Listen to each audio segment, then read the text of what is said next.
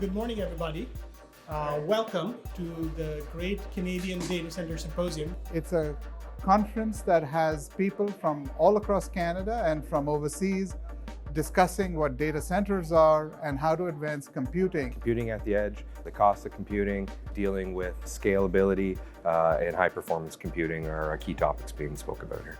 Programmability, flexibility, agility on one side of the balance, and effective management of the critical path, managing the unknown, changing human resource requirement, working with compliance and security, all kind of comes back to a risk-reward balance. And with all the trends going on today around AI, 5G, data analytics, and those type of things, data centers are pressed to find better ways to manage resources and costs. We're going to see an explosion of a variety of data centers which are broadly categorized as edge. It's going to be all unmanned, independent, ability to remotely control without people on site will require a totally different strategy and philosophy of how you design and operate these data centers.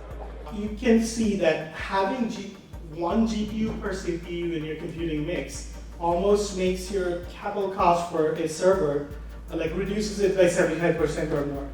We've talked a little bit about, in the panel, about cloud strategies, edge strategies, and integrating them. So, just at a top level, what's behind that? Why do you need to have an integrated strategy?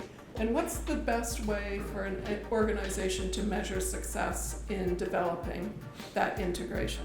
As fast as technology is moving today, if we don't innovate and stay ahead of the curve, we're going to be overrun with requirements, both from a physical infrastructure perspective, a cooling and resource perspective, an energy perspective, you name it, those challenges are coming. Having a data center in Toronto, I can't serve many of these applications on this diagram over here, using a data center in Toronto to serve customers or applications in, say, Los Angeles or even Vancouver.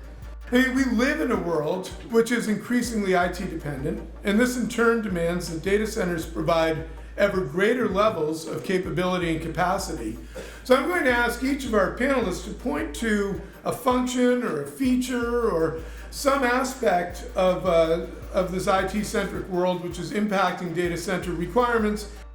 Now, McMaster is a leader in this through the Computing Infrastructure Research Center, which is a unique center worldwide.